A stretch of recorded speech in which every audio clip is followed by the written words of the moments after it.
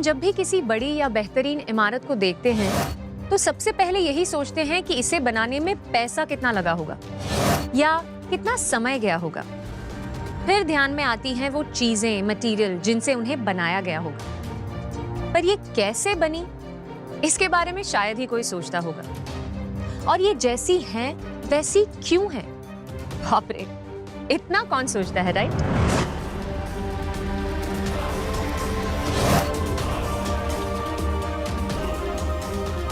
पर सोचा करते थे। भारत की इन लाजवाब संरचनाओं को रूप देने वाले हमारे पूर्वज इनसे जुड़ी छोटी से छोटी चीज पर विचार कर जो सबसे उचित होता उसी का निर्माण करते। और इन्हें बनाने में पैसा, समय, कारीगर और पत्थरों के साथ साथ एक और चीज की भी जरूरत पड़ती थी, जिनके बिना ये रचना तो शायद बन जाती, पर संरचना कभी नहीं।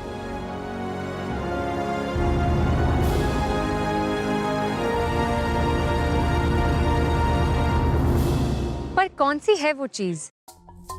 बहुत सरल है, पर आज भी बस कुछ ही लोगों के समझ में आती है। गणित, मैथमेटिक्स।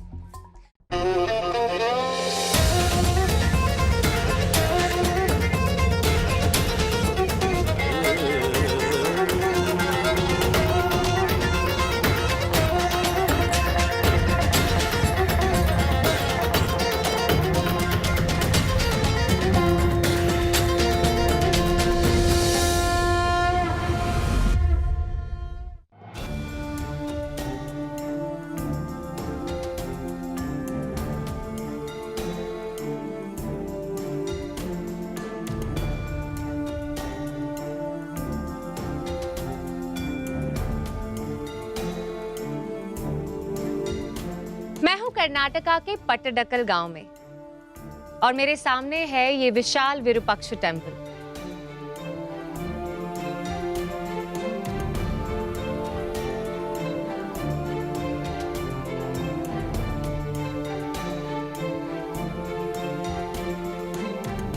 आप सोच रहे होंगे कि मलप्रभा नदी के किनारे बसे इस छोटे से गांव में मैं क्या कर रही हूं? मैं समझने आई हूं इस मंदिर के स्ट्रक्चर और इसकी सुंदरता में बसे मैथ्स के रहस्य को।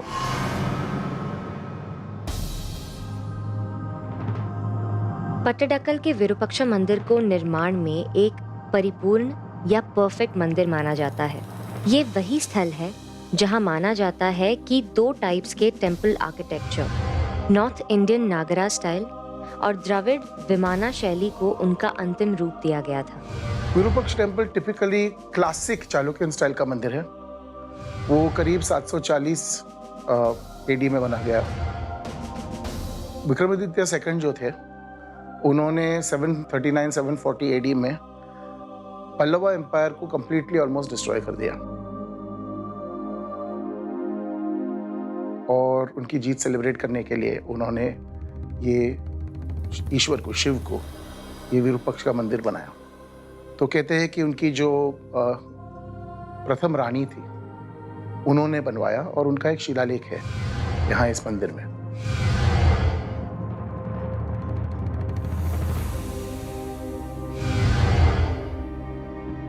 विक्ट्री पिलर, विजय स्तंभ। ओके, इन पे कुछ लिखा हुआ है? कन्नड़ और संस्कृत मैडम, देवनागरी और कन्नड़।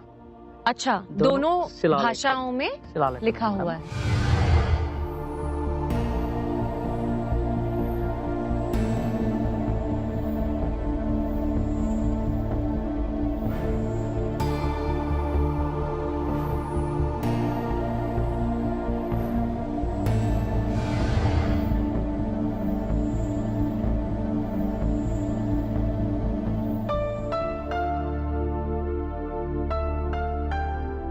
किसी भी इमारत के कंस्ट्रक्शन में तो हमेशा से ही मैथ्स का इस्तेमाल होता है, पर इस मंदिर की सुंदरता में भी मैथ्स छुपा है।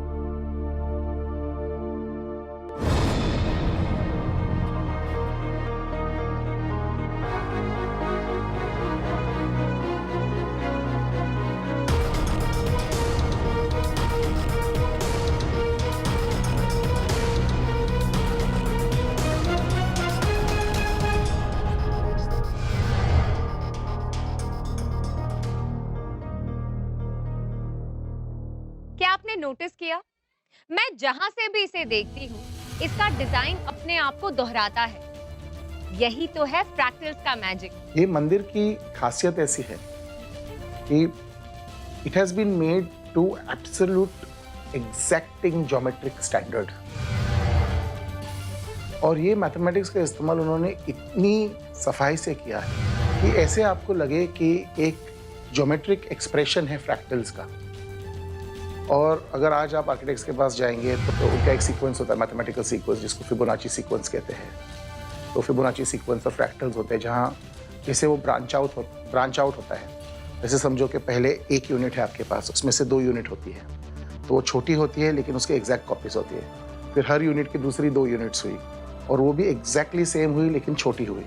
तो उसका जो एक ज्योमेट्रिक प्रोग्रेशन है और एक मल्टीप्लिकेशन है, तो वो आपको बहुत बड़ी मात्रा में इस टेम्पल में दिखता है कि कैसा यूनिट बाय यूनिट इसको मल्टीप्लाई किया जा रहा है और इसको मिनिमाइज किया जा रहा है विदाउट लूजिंग एनी डिटेल। इस मंदिर में सबसे इलैबोरेट फ्रैक्टल्स का इस्तेमाल हुआ है यहाँ के विमान में। 3 स्टोरीड ऊंचा और बारीकी से तराशा हुआ ये विमान। इसमें दिखते हैं 3 मेन पैटर्न्स, शाल, पंजरा और कूटा, और इन्हीं रिपीटिंग पैटर्न से ये भरा हुआ है।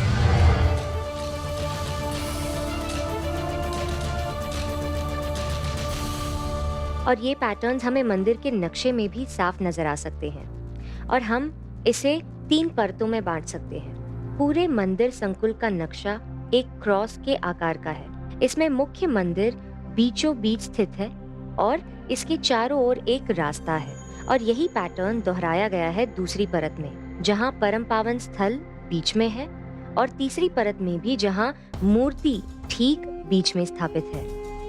यही नहीं, मंदिर की बनावट एक असरल चौकोर फ्रैक्टल जैसी की गई है, यानी इसका नक्शा एक चौकोर के बीच चौकोर है। इस पैटर्न को हम मंदिर के बाहर से भी देख सकते हैं। यहाँ की मल्टी लेवल दीवारें, रिजेस और समान दूरी में बनी नीशेस इतनी बढ़िया प्लान की गई है कि वो भी यहाँ के फ्रैक्टल आर्किटेक्चर के प्लान का हिस्सा है।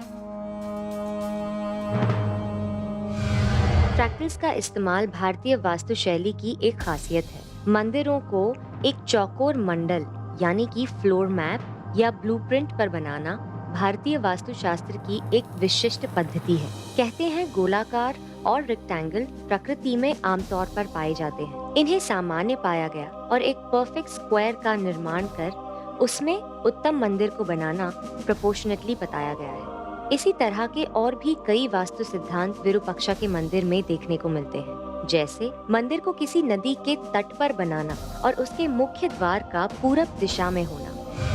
मंदिर में जाने के लिए है एक महाद्वार या टेम्पल गेटवे, और उसके अंदर जाते ही सामने आता है नंदी मंडप, और नंदी मंडप के आगे जाकर मंदिर के अंदर है एक एंटी चेम्बर या अंतराल, और अंदर इसके परदक्षिणा पथ से घिरा गर्भगृह या इनर सैंक्टम। इन इमारतों के विस्तार या डायमेंशंस निकालने के लिए, इनके सौंदर्य और संतुलन बढ़ाने के लिए भी कठिन गणित का इस्तेमाल होता था।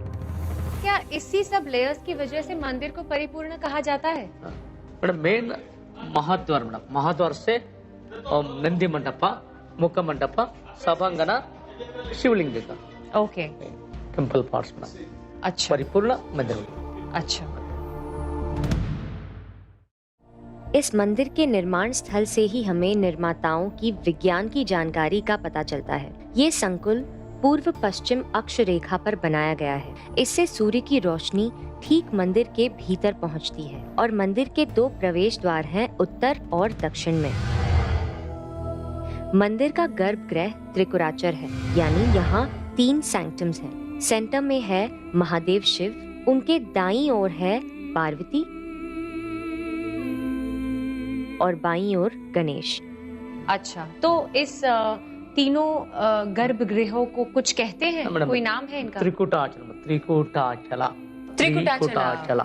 अच्छा। देखा जाए तो चालुक्य किंग्स न सिर्फ अपने साम्राज्य का निर्माण करते थे, बल्कि वो कला के संरक्षक भी थे। विक्रमादित्य ने अपने राजकाल में यहाँ के कारीगरों और शिल्पकारों को आर्किटेक्चर के विभिन्न स्टाइल पर नए नए प्रयोग करने का भी प्रोत्साहन दिया। यहाँ की शिल्पकारी आप देख सकते हैं कि कितनी अलग है और इसे बारीकियों का ख्याल रखकर बनाया गया है। इस मंदिर को परिपूर्ण बनाने के लिए यहाँ पर महाभारत और रामायण को आकृतियों द्वारा प्रस्तुत किया गया है। ये 2 रामायण है और ये 2 महाभारत के पिलर्स हैं। तो मतलब ये जो यहाँ बना हुआ है ये रामायण और महाभारत रामायण पिलर।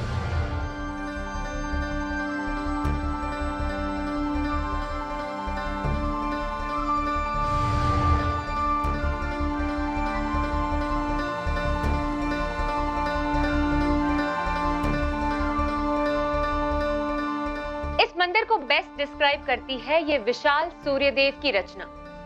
सूर्यदेव के रथ को 7 घोड़े खींच रहे हैं और साथ में है उषा और संध्या।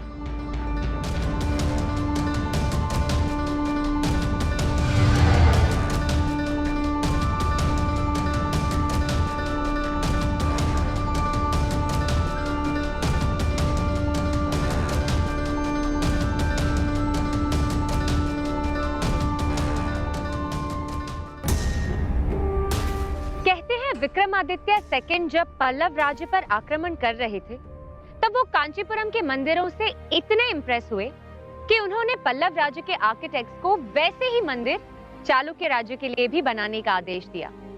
कहा तो यहाँ तक जाता है कि एलोरा का कैलाशनाथ मंदिर भी विरूपाक्ष मंदिर से प्रभावित हुआ था। मंदिर के इंस्क्रिप्शंस के हिसाब से यहाँ के आर्किटेक्ट्स को त्रिभुवनचर्य यानी तीनों लोकों के निर्माता का खिताब भी दिया गया था। Now isn't that beautiful?